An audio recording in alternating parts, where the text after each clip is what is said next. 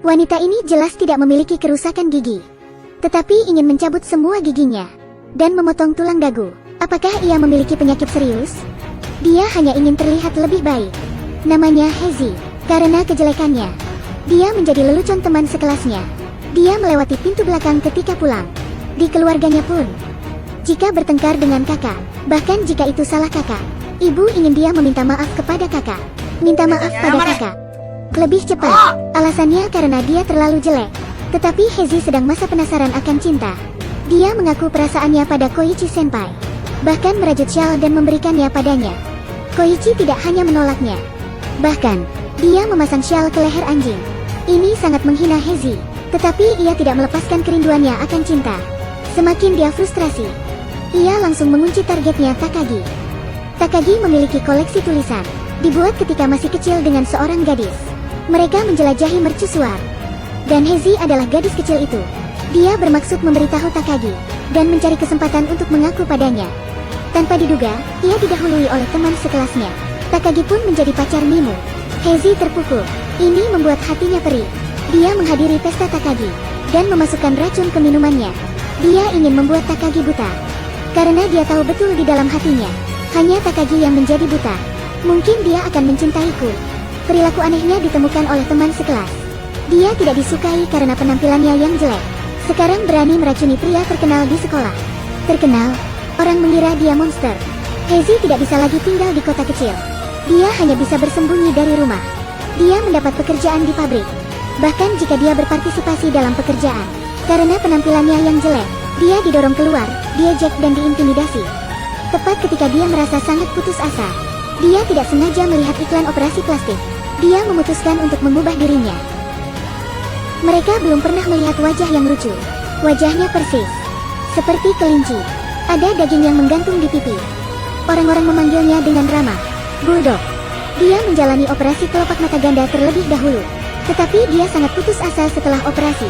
Perubahannya tidak begitu banyak, karena dia ingin menjadi cantik. Operasi kelopak mata ganda tidak cukup, tetapi gajinya kecil, tidak mampu membayar biaya operasi yang tinggi. Jadi dia ingin menghasilkan uang dengan cepat. Dia melamar pekerjaan paruh waktu di tempat hiburan. Apa kamu tidak sadar?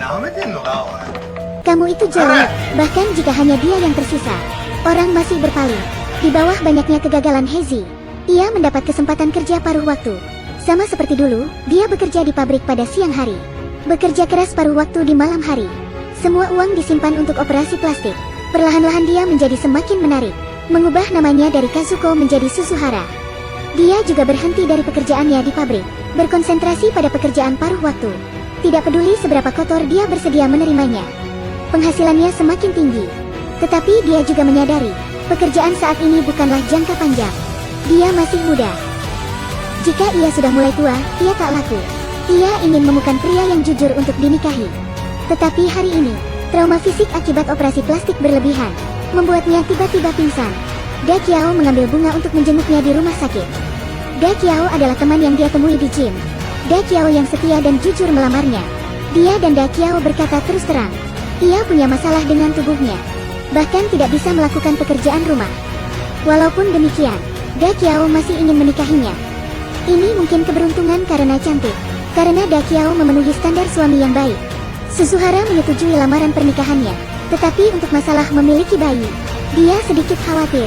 Jika bayinya memiliki wajahnya dulu, kemudian semuanya siap, dia diam-diam meminum kontrasepsi.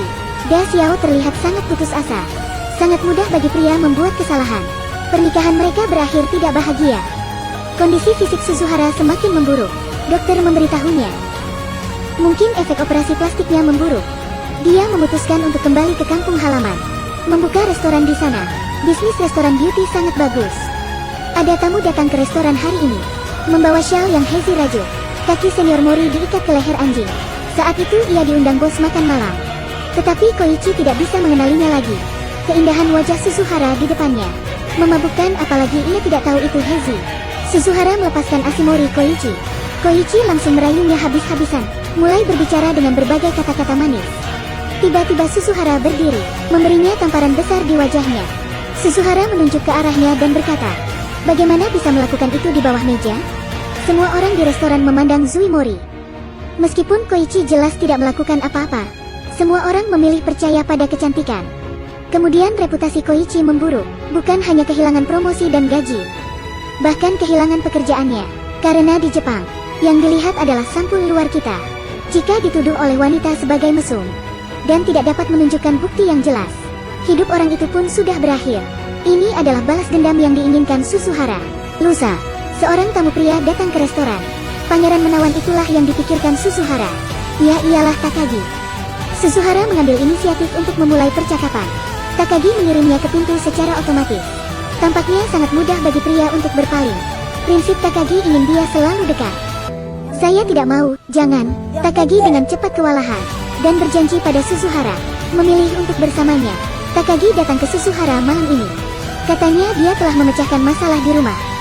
Kemudian mereka saling berpelukan mesra. Tetapi setelah itu, Takagi menemukan segala macam alasan untuk hasratnya. Ketika mengangkat celananya, itu berubah. Susuhara terluka lagi dan putus asa, menyebut Takagi bajingan. Dan akhirnya, Susuhara pingsan lagi.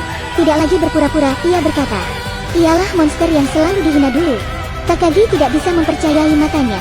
Setelah mengetahui kebenarannya, dia membiarkan Susuhara pingsan di lantai. Langsung, Susuhara yang tergeletak tidak pernah bangun.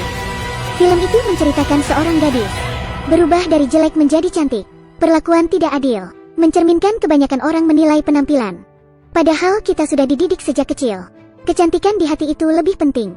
Namun kenyataannya seringkali berkata lain.